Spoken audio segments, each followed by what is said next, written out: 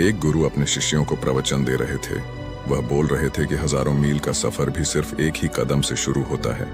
देखा जाए तो अपनी जिंदगी में लक्ष्य हम सभी तय करते हैं, अपने लिए ख्वाब बोलते हैं, खुद को लेकर कई सारे सपने भी देखते हैं, लेकिन अपने लक्ष्य, अपनी मंजिल के पीछे भागने की बजाय ज्यादातर लोग अपने उन ख्यालों के पीछे भागते रह जाते हैं जिनका शायद सच्चाई से कोई वास्ता ही नहीं है, जो सिर्फ उनके दिमाग की एक उपज है। इन सभी गैर जरूरी ख्यालों के पीछे भागते हुए वह इस बात का अंदाजा लगाने की कोशिश भी नहीं करते कि वह ख्याल सकारात्मक है या नकारात्मक, सच है या उनके दिमाग की सिर्फ एक उपज है या वह किसी और से प्रभावित है। उसका सच्चाई से कोई संबंध है भी या नहीं। और शिष्यों, इसीलिए ज्यादातर लोग अपनी मंजिल तक नहीं पहुंच पाते और जीवन भर असफल रह जाते हैं। गुरु यह सब बोल ही रहे थे कि तभी एक शिष्य खड़ा होता है और गुरु से कहता है, गुरुदेव, आपने यह तो बता दिया कि ज्यादातर लोग असफल क्यों होते हैं, लेकिन क्या आप हमें यह बता सकते हैं कि हम सफल कैसे हो सकते हैं? वो कौन सी छोटी छोटी आदतें हैं जो हमें सफलता के लिए तैयार करती है और फिर सफलता के शिखर तक पहुंचाती है? गुरु ने शिष्य का पूरा प्रश्न बड़े ध्यान से सुना और फिर हाथ के इशारे से उसे बैठने का आदेश देते हुए अपने सभी चीजों से कहा, जीवन में सफल होने के लिए सिर्फ जोश और इच्छा शक्ति का होना ही आवश्यक नहीं है, क्योंकि यह दोनों चीजें सिर्फ हमें प्रेरित करके हमसे काम की शुरुआत करवा सकती है। लेकिन पूरे जोश और उत्साह के साथ लंबे समय तक अपने लक्ष्य पर टिके रहने और दूर के बड़े लक्ष्यों को हासिल करने के लिए हमें उन आदतों को अपनी रोजमर्रा के जीवन का हिस्सा बनाना पड़ेगा जो व्यक्ति को सफलता के लिए तैयार करती है और उसे सफल बनाती है। तो आज मैं आपको 10 ऐसी आसान आदतों के बारे में बताऊंगा जिनको अगर आप अपने जीवन का हिस्सा बना लिया तो सिर्फ 21 दिनों में आपके अंदर से एक बिल्कुल ही अलग इंसान बन जाएंगे और खुद के भीतर एक गजब की सकारात्मक और जो उसको महसूस करेंगे जो आपको सफलता के शिखर तक पहुंचाएगी। तो उन सफल आदतों की श्रेणी में पहली आदत है अपने दिन की शुरुआत धन्यवाद के भाव के साथ करो। सुबह जैसे ही आपकी आंख खुले तो कुछ भी सोचने से पहले, कुछ भी करने से पहले, बिस्तर से उठने से पहले अपने दोनों हाथों को जोड़कर आसमान की तरफ देखते हुए जिसकी शक्ति पर आप विश्वास करते हैं उसका अभियान करते हुए उन 3-4 चीजों को याद कीजिए जिसके लिए आपकी ईश्वर की, उन 3-4 लोगों, चीजों या घटनाओं के लिए ईश्वर का आभार व्यक्त कीजिए जिनकी वजह से आपके जीवन में बेहतरीन आई है, आप ज्यादा खुशहाल और समृद्ध हुए हैं। ज्यादातर मौकों पर हमारे जीवन में, हमारे घरों में, हमारे आसपास के माहौल में एक ही वो इंसान होता है जो हमारे सबसे ज्यादा दुख और परेशानियों का कारण होता है, लेकिन हमारे आसपास 90% लोग अच्छे होते हैं। हमारे जिंदगी में 90% चीजें बहुत अच्छी हैं, लेकिन अगर हम बुरे इंसान पर, बुरी घटनाओं पर, बुरे परिस्थितियों पर, बुरे परिणामों पर ध्यान देंगे तो फिर पूरा दिन हमें उस तरह की चीजें और मिलेंगी। लेकिन अगर हम शुक्रगुजार हैं अपने जीवन की 90% अच्छी चीजों के लिए, तो फिर हमारे पास और अच्छा चलकर जरूर आएगा। यह जो आभार व्यक्त करने की आदत है, यह हमारी मानसिकता को सुबह सुबह ही बदल कर रख देती है और सकारात्मक तरीके से अपने दिन की शुरुआत करने में मदद करती है। इस अभ्यास को करने में बहुत थोड़ा सा ही समय लगता है, लेकिन यह आपके पूरे दिन के काम करने के तरीके, आपकी मानसिकता और आपके विचारों को पूरी तरह से बदल कर रख सकती है। सफल आदतों की श्रेणी में दूसरी आदत है, आपको हर दिन व्यायाम जरूर करना चाहिए। आप चाहे दौड़ लगाएं, कसरत करें, योगासन करें या फिर प्राणायाम, लेकिन आपको हर सुबह कोई ना कोई ऐसी क्रिया जरूर करनी है जिसमें आपके शरीर को मेहनत करनी पड़े, उसे पसीना बहाना पड़े। यह इंसानी शरीर बना ही मेहनत करने के लिए है। इसे हर समय आराम देने से यह निष्क्रिय, कमजोर और रोगग्रस्त हो जाता है। व्यायाम करना न सिर्फ आपके शरीर को फायदा पहुंचाता है, बल्कि यह आपके दिमाग और आपके मानसिक क्षमताओं को बढ़ाने में भी कमाल करता है। रोज व्यायाम करने से आपका शरीर और मन मजबूत होता है। आपके अंदर एक अलग ही आत्मविश्वास और तेज का जन्म होता है जो आपकी सफलता की राह में आपके सहायक बनते हैं। सफल आदतों की श्रेणी में तीसरी आदत है, लक्ष्य निर्धारित करो और अपने दिन को योजना के अनुसार चलाओ। रात में सोने से पहले ही अगले दिन के 3 सबसे महत्वपूर्ण कामों को निश्चित कर लो और उन्हें लिख लो। फिर उसी के अनुसार अपने पूरे दिन की योजना बनाओ और उस पर अमल करो। अगर कोई व्यक्ति योजना बनाकर अपने दिन की शुरुआत नहीं करता और कोई सभी काम कभी भी करता है, तो ऐसा व्यक्ति कभी भी अपने पूरे दिन का सदुपयोग नहीं कर सकता। हालांकि ज्यादातर लोगों को पता होता है तो उनके लिए कौन सा काम महत्वपूर्ण है और कल उन्हें कौन सा काम करना चाहिए, लेकिन फिर भी वो लोग उस काम को पूरा नहीं कर पाते और उसे टालते रहते हैं। और जो व्यक्ति ज्यादातर लोगों का अपने काम को समय पर पूरा न करना और उसे लगातार कल पर टालते रहने का सबसे बड़ा कारण है उनके अंदर आत्मा अनुशासन का ना होना। क्योंकि जो व्यक्ति आत्मा अनुशासित है वह अपना हर काम समय पर पूरा करता है। सफल आदतों की श्रेणी में चौथी आदत है, आपको हर दिन कुछ ना कुछ नया सीखना चाहिए या फिर कुछ ना कुछ नया पढ़ना चाहिए। अगर आप अपना दिन का समय अपने लिए कुछ नया सीखने, पढ़ने या विकास के कामों में नहीं लगा रहे हैं, तो फिर आप चाहें कितनी ऊंचाइयों पर हो, कितने ही समझदार और बुद्धिमान हो, आप जिंदगी में हारने ही वाले हैं, आप नीचे गिरने ही वाले हैं। किसी बुद्धिमान व्यक्ति ने कहा है कि सीखना कभी बंद नहीं होना चाहिए, क्योंकि लगातार अभ्यास से ही व्यक्ति महान ऊंचाइयों को हासिल कर सकता है। सीखने का कोई भी तरीका हो सकता है, जैसे अच्छी किताबें पढ़ना, अपने क्षेत्र के सबसे सफल लोगों की बातें सुनना, रोज अपने काम का अभ्यास करना इत्यादि। अगर आपको दुनिया के 1% सफल लोगों में शामिल होना है तो लगातार सीखते रहने की आदत को अपने जीवन का अभिन्न हिस्सा बनाना ही पड़ेगा। सफल आदतों की श्रेणी में 5वीं आदत है, कम खाओ और अच्छा खाओ। यहाँ अच्छा खाने से मतलब है संतुलित आहार, यानी ऐसा भोजन जो पोषक तत्वों से भरपूर हो और आपके शरीर को कोई नुकसान ना पहुंचाए। देखा जाए तो भोजन हमारे शरीर के लिए औषधि है। भोजन शरीर के लिए सब कुछ है, क्योंकि शरीर को औषधि तो हम कभी कभार ही देते हैं, लेकिन इसे भोजन हर दिन देते हैं तो हमारा शरीर कैसा होगा, यह हमारे भोजन की गुणवत्ता और उसकी मात्रा निर्भर करता है, क्योंकि शरीर को चलाने वाले सारे पोषक तत्व भोजन से ही मिलते हैं। इसीलिए कोई ऐसा भोजन मत करो जिसमें कोई पोषक तत्व ही ना हो और जिसे पचाना हमारे शरीर के लिए बोझ बन जाए। ज्यादा तला भुना और बासी भोजन मत खाओ। 3 सफेद झरों से जितना हो सके उतनी दूरी बना लो। पहला सफेद झर है मैदा, चीनी और मैदा से। तो हमारे शरीर को कोई भी पोषक तत्व नहीं मिलता और इन्हें पचाना भी शरीर के लिए बहुत मुश्किल होता है। इसलिए इनका सेवन कम से कम करो। भोजन मन भरने के लिए नहीं, पेट भरने के लिए करो। जब भूख लगी तभी भोजन करो। हमेशा अपनी भूख से थोड़ा सा कम खाओ। रात में जितना जल्दी हो सके उतना जल्दी भोजन करने का प्रयास करो। अपने आहार में जीवित भोजन जैसे फल, हरी सब्जियां, साबुत अनाज, सूखे में वे भी इत्यादि का सेवन जरूर करो। सुबह उठते ही खाली पेट पानी पियो। भोजन करने से पहले पानी पियो, लेकिन भोजन करने के तुरंत बाद पानी कभी मत पियो। भोजन हमेशा शांत चित्त और प्रसन्न मन के साथ करो और भोजन ग्रहण करते समय उसका पूरा आनंद लो।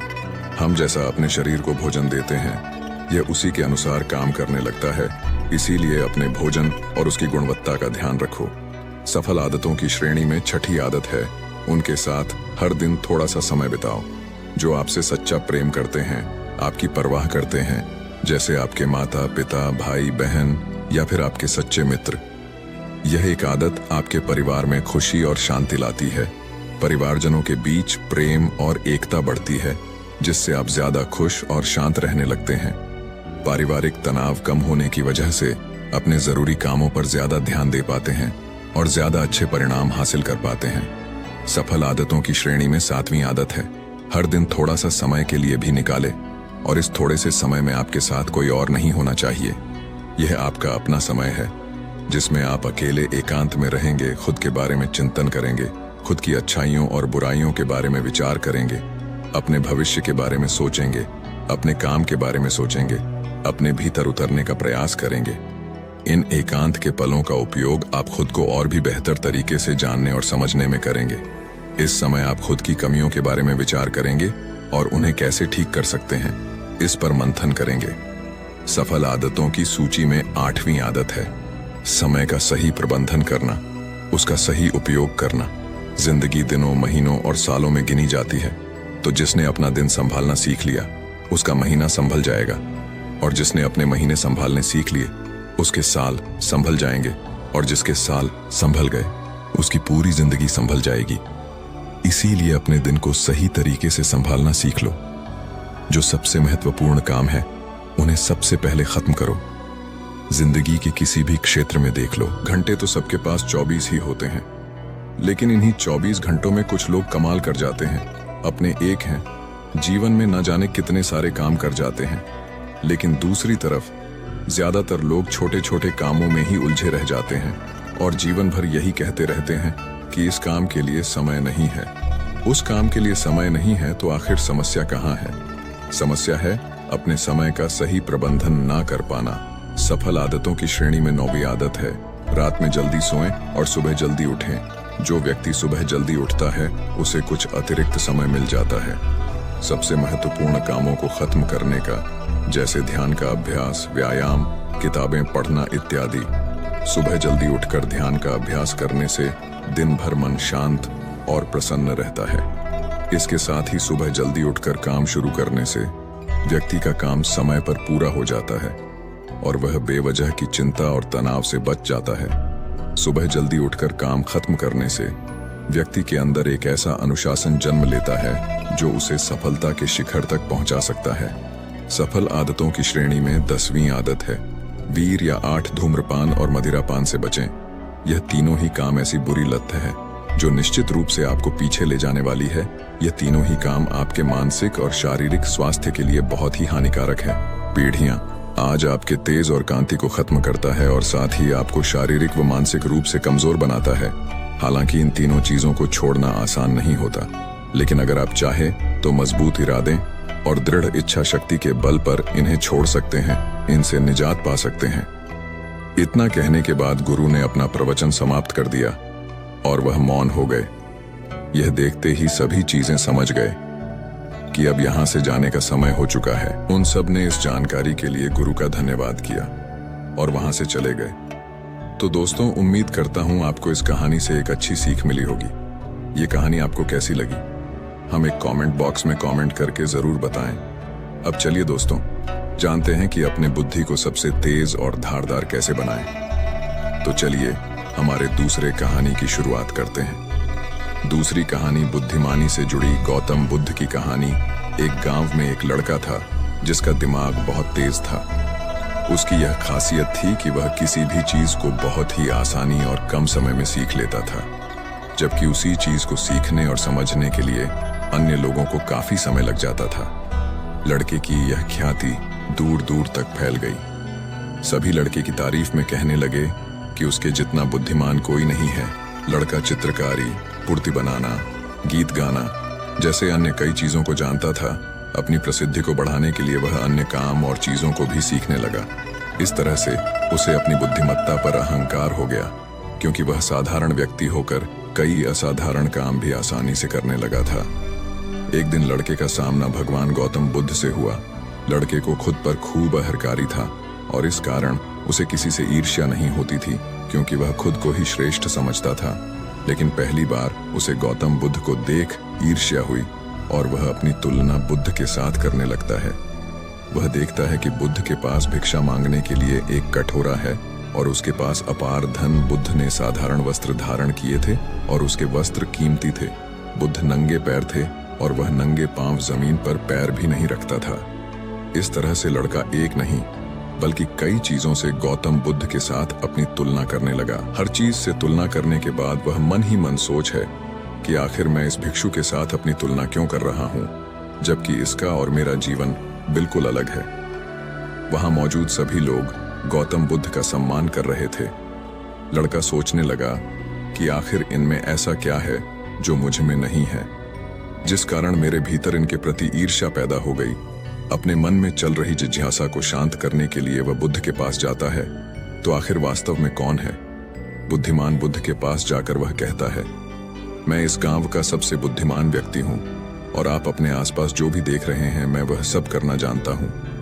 मैं किसी भी कार्य को बहुत कम समय में सीख ले लेता हूं, इसलिए सभी लोग मेरा सम्मान करते हैं। लेकिन फिर भी आपको देख मेरे भीतर ईर्ष्या पैदा हो गई। इसलिए मैं जानना चाहता हूं कि आपकी उपलब्धि क्या है।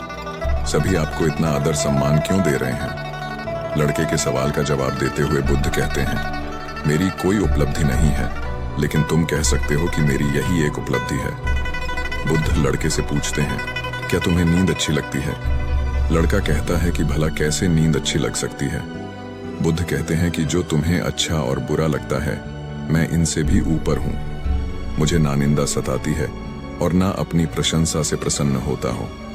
यही अंतर है तुम में और मुझ में। बुद्ध कहते हैं, तुमने सैकड़ों काम सीखे लेकिन सबसे जरूरी काम को सीखना भूल गए। लड़का पूछता है, कौन सा काम? अब इस प्रकार बुद्ध ने दिया बुद्धिमान होने का ज्ञान। बुद्ध कहते हैं कि क्या तुम्हें मन को नियंत्रण करना आता है? यह बात सुनकर लड़का समझ जाता है कि उसे बुद्ध से ईर्ष्या क्यों हुई। बुद्ध कहते हैं, जिसने संपूर्ण जगत जीत लिया लेकिन अपने मन को नहीं जीत पाया, उसने कुछ भी नहीं जीता। वहीं जिसने अपने मन को जीता लेकिन अपना सब कुछ गंवा दिया, फिर भी उसने सब कुछ जीत लिया। बुद्ध की यह बात सुन लड़के का अहंकार टूट गया। उसने बुद्ध से कहा कि क्या आप मुझे अपने मन को जीतना सिखा सकते हैं? खुद कहते हैं, जरूर, लेकिन इसके लिए मैं तुम्हारी सभी उपलब्धियां छीन लूंगा। लड़का कहता है, मैं तैयार हूं। इसके बाद से ही लड़का ध्यान लगाने लगता है, क्योंकि ध्यान से ही मन को वश में किया जा सकता है। तो दोस्तों, अब चलिए बढ़ते हैं हमारे तीसरी कहानी की तरफ। तीसरी कहानी, दिमाग की धार को कैसे तेज करें। लगभग हम सभी लोग जानते हैं और साइंस भी यह सिद्ध कर चुका है कि हम हमारे दिमाग का मैच 10% ही यूज कर पाते हैं, क्योंकि हम हर रोज कुछ ना कुछ नया कर रहे होते हैं। रोज पढ़ते हैं, नए नए खेल खेलते हैं और हमेशा एक्टिव रहते हैं। किंतु जैसे जैसे हम बड़े होते हैं, हमारे रोज के कामों में इतने व्यस्त हो जाते हैं कि कुछ नया करने और सीखने का मौका ही नहीं मिलता। लेकिन यदि हम अपने दिमाग को धार देते रहे तो हम दुनिया में जल्दी आगे बढ़ सकते हैं। ये सीखा मैंने इस कहानी से। अफ्रीका में एक पेड़ काटने वाली कंपनी थी जिसमें वहां के लोग पेड़ काटने का काम करते थे, जिसमें जॉन नाम का एक वर्कर था जो पिछले 8 सालों से पेड़ काटने का काम कर रहा था। उसी कंपनी में एक बिल नाम का नया वर्कर लगता है और एक ही साल में उसकी सैलरी बढ़ जाती है और प्रमोशन भी मिल जाता है। यह बात जॉन को पता लगती है तो वह कंपनी के मैनेजर के पास जाता है और कहता है, सर, इस कंपनी में मेरे साथ अन्याय हो रहा है। मैनेजर बोलता है, नहीं जॉन, इस कंपनी को मैं मैनेज करता हूँ, ऐसा तो कुछ नहीं है। अगर तुम्हें कोई प्रॉब्लम है तो मुझे बताओ। जॉन बोलता है, सर, मैं पिछले 8 साल से काम कर रहा हूँ लेकिन मेरा प्रमोशन नहीं हुआ और सैलरी भी वही है। लेकिन बिल, जो कि 1 साल पुराना ही है, उसकी सैलरी बढ़ गई और प्रमोशन भी हो गया, जबकि प्रमोशन तो मेरा होना चाहिए था। इसके बाद मैनेजर बोलता है, देखो, तुम बहुत ही ईमानदार और मेहनती हो, मैं यह बात मानता हूँ, लेकिन कंपनी के नियम के अनुसार जो ज्यादा पेड़ काटता है उसे ज्यादा सैलरी मिलती है और प्रमोशन भी जल्दी होता है। तुम पहले भी रोज 4 पेड़ काटते थे और अब भी 4 पेड़ ही काटते हो, लेकिन वो रोज 8 पेड़ काटता है, इसलिए उसे जल्दी प्रमोशन मिला। तुम भी रोज 8 पेड़ काटो, तुम्हें भी प्रमोशन मिल जाएगा। यह बात सुनकर जॉन लौट जाता है और रोज से ज्यादा मेहनत करता है और ज्यादा देर तक काम करता है। कुछ दिनों के बाद जॉन फिर मैनेजर के पास आता है और बोलता है, सर, मैं अब ज्यादा मेहनत कर रहा हूँ और ज्यादा समय तक काम करता हूँ, लेकिन यह बात तो तुम्हें बिल ही बता पाएगा। तुम बिल से जाकर पूछ लो। अगले दिन जॉन बिना संकोच किए बिल के पास जाता है और पूछता है कि तुम रोज 8 पेड़ कैसे काट लेते हो? मैं पूरी मेहनत करके भी सिर्फ 4 से 5 पेड़ ही काट पाता हूँ। तुम मुझे बता सकते हो कि तुम पेड़ कैसे काटते हो? बिल कहता है, पहले तुम बताओ जॉन की, तुम अपनी कुल्हाड़ी को धार कब लगाए थे? जॉन, मैंने पिछले हफ्ते ही धार लगाई थी। डील कहता है, मैं हर पेड़ काटने के बाद 2 मिनट का समय निकालता हूँ और अपनी कुल्हाड़ी को धार देता हूँ, और जो पेड़ तुम 2 घंटे में काटते हो वह मैं 1 घंटे में ही काट देता हूँ। धार देने वाले 2 मिनट मेरे आने वाले 81 मिनट बचा देते हैं और मैं रोज 8 पेड़ काट लेता हूँ। यह सुनकर जॉन बिल को धन्यवाद देते हुए चला जाता है। सिर्फ ज्यादा समय और ज्यादा मेहनत से कुछ नहीं होने वाला, इसके साथ साथ उसे अपनी कुल्हाड़ी को धार देते रहना पड़ेगा। जब भी वह धार देना बंद कर देगा, उस समय से उसके कार्य पर प्रभाव पड़ना शुरू हो जाएगा। जॉन अपनी कुल्हाड़ी में धार देकर काम शुरू करता है और कुछ ही दिनों में वह भी प्रमोशन ले लेता है। इस कहानी से हमें यह सीख मिलती है कि दोस्तों, हमें हमेशा ही अपनी लाइफ में कुछ न कुछ सीखते रहना चाहिए और अपने दिमाग को धार देना चाहिए, चाहे हमारी उम्र कुछ भी क्यों ना हो। मैंने कुछ दिनों पहले सत्य नाडेला, जो कि माइक्रोसॉफ्ट के CEO बने हैं, उनके बारे में पढ़ा था कि वह आज भी नए नए ज्वाइन करते रहते हैं और नई नई किताबें पढ़ते हैं। उन्हें आज भी नया सीखने में कोई संकोच नहीं है और शायद इसीलिए वह इतनी बड़ी पोजीशन पर है। सक्सेस वही होते हैं जो समय के साथ बदलते हैं और प्रगतिशील रहते हैं। जिस तरह तालाब का पानी एक जगह स्थित होकर कुछ ही दिनों में सड़कर बदबू देना शुरू कर देता है, लेकिन नदी जो हमेशा बहती रहती है, प्रगतिशील होती है, उसका पानी साफ होता है। उसी तरह से जो लोग नई नई चीजें पढ़कर और सीखकर अपने दिमाग को धार देते हैं, उसके राज्य में सब खुशहाल थे। पर राजा एक बात को लेकर बहुत चिंतित रहा करता था कि धर्म प्रदर्शन पर लोगों के विचारों में सहमति क्यों नहीं बनती। एक बार राजा विभिन्न धर्मों के उपदेशों को आमंत्रित किया और एक विशाल कक्ष में सभी को एक साथ रहने का प्रबंध करते हुए कहा, अब अगले कुछ दिनों तक सब एक साथ रहेंगे और आपस में विभिन्न धर्मों और दर्शनों पर विचार विमर्श करेंगे, और जब सभी के विचार एक मत हो जाएंगे तो मैं आपको ढेरों उपहार देकर यहाँ से विदा करूंगा। और ऐसा कहते हुए राजा वहां से चला गया। कक्ष में घोर विचार विमर्श हुआ।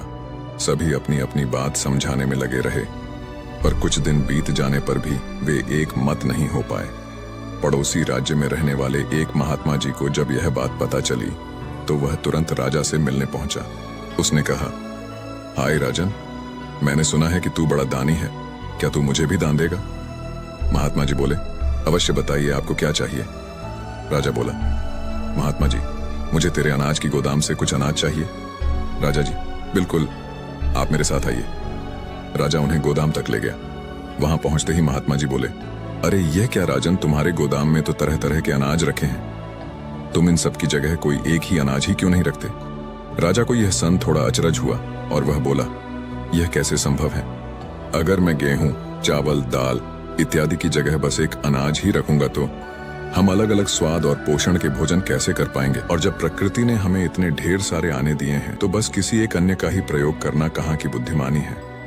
महात्मा बोले, बिल्कुल सही राजा, जब तुम विभिन्न अनाजों की उपयोगिता एक से नहीं बदल सकते तो भला विभिन्न धर्मों के विचारों और दर्शनों को एक कैसे कर सकते हो? सबकी अलग अलग उपयोगिता है और वे समय समय पर मनुष्य का मार्गदर्शन करते हैं। महात्मा जी ने अपनी बात पूरी करते ही राजा को अपनी गलती का एहसास हो गया और उसने कक्ष में बंद सभी उपदेशकों से क्षमा मांगते हुए उन्हें विदा कर दिया। दोस्तों, यदि पूरी मानव जाति ये बिल्कुल एक जैसा ही सोचती तो हम कभी इतनी प्रगति नहीं कर पाते। हमारे विचार ही हमें दूसरों से अलग बनाते हैं। अगर कभी आपका विचार औरों से मेल ना खाएं तो इसमें घबराने की जरूरत नहीं, बल्कि यह देखने की जरूरत है कि पूरी पिक्चर में आपका विचार कहाँ फिट हो सकता है। और दूसरी तरफ यदि किसी और का विचार आपसे मेल ना खाएं तो उस पर नाराज होने की बजाय ये समझने का प्रयास करना चाहिए कि उसकी सोच का कहां और कैसे यूज किया जा सकता है। तो अब दोस्तों चलिए बढ़ते हैं हमारे 5वें कहानी। एक बार की बात है, एक व्यापारी व्यापार करने के लिए विदेश गया हुआ था। वहां उसका कारोबार बहुत अच्छा चल रहा था। वह धन कमाने में इतना व्यस्त हो गया था कि उसे समय का भान ही न रहा। आखिर उसने एक दिन अपने घर लौटने का फैसला कर ही डाला और कमाया हुआ बहुत सारा धन लेकर घर के लिए चल पड़ा। जब घर पहुंचा तो रात हो चुकी थी। घर का मुख्य द्वार बंद था, लेकिन एक शयन कक्ष की खिड़की से रोशनी बाहर आ रही थी। उसने खिड़की में से अंदर झांक कर देखा। उसने जो देखा सहसा उसे विश्वास ही नहीं हुआ। उसे अपने पैरों के नीचे से जमीन खिसकती हुई प्रतीत होने लगी। उसने देखा कि शयन कक्ष में उसकी पत्नी के पास एक युवक भी लेटा हुआ है। ऐसी स्थिति में उसका अपनी पत्नी के चरित्र पर संदेह होना अस्वाभाविक नहीं था। व्यापारी ने विचार किया कि ऐसे घर में रहने का क्या औचित्य हो सकता है जहां ऐसी स्त्री हो। उसने फौरन निर्णय लिया कि पत्नी और उसके पास लेटे युवक को मारकर चुपचाप वापस निकल जाऊंगा और अलग घर बसाने का प्रयास करूंगा। तभी उसकी नजर शयन कक्ष की दीवार पड़ी जहां एक श्लोक लिखा था। उसने उस श्लोक को पढ़ा। श्लोक में लिखा था, सहसा विधति इतना क्रियाम विविव परमापदाम विरणुतिव। किसी कार्य को बिना विचारे एक कायक नहीं करना चाहिए, क्योंकि सोच विचार ना करना बड़ी विपत्तियों का कारण है। जितनी भी प्रकार की संपत्ति आंखें सोच समझकर कार्य करने वाले व्यक्तियों के गुणों से आकर्षित होकर स्वयं ही उसके पास आ जाती है, उसे समृद्ध कर देती हैं। ये पढ़ते ही व्यापारी ने अपना निर्णय बदल दिया और घर का दरवाजा खटखटाया। पत्नी ने दरवाजा खोलने से पहले काफी पूछताछ की और जब वह पूरी तरह से आश्वस्त हो गई कि दरवाजा खटखटाने वाला उसका पति है, तो उसने शीघ्रता से दरवाजा खोल दिया। पति को देखकर पत्नी की प्रसन्नता की सीमा न रही। उसने फौरन युवक को भी जगाया और पति से कहा कि यह आपका पुत्र है, जो अब पूरे 20 वर्ष का हो गया है। 18 वर्ष पहले जब आप विदेश गए थे तो यह 2 साल का था। बाबा तिरेक में पिता की आंखों से आंसू बहने लगे। उसने पुत्र को हृदय से लगाकर प्यार किया। अब व्यापारी का संदेह खत्म हो चुका। दोस्तों में एक श्लोक के सार्थक संदेश ने न केवल उसे पुत्र हत्या होने के पाप से बचा लिया, अभी तो उसकी गृहस्थी भी उजड़ने से बच गई। अर्थात अचानक कोई इससे कई बार समस्या सुधरने की बजाय और बिगड़ जाती है, तथा हमें कभी भी बिना पर्याप्त विमर्श किए कोई कार्य नहीं करना चाहिए। कहा गया है कि जल्दी का काम शैतान का होता है। जिस प्रकार से रोग का उपचार करने के लिए उसका सही निदान अनिवार्य है, उसी तरह से कोई समस्या हो अथवा अभियांति को दूर करने के लिए भी पर्याप्त विचार विमर्श करना अत्यंत आवश्यक है।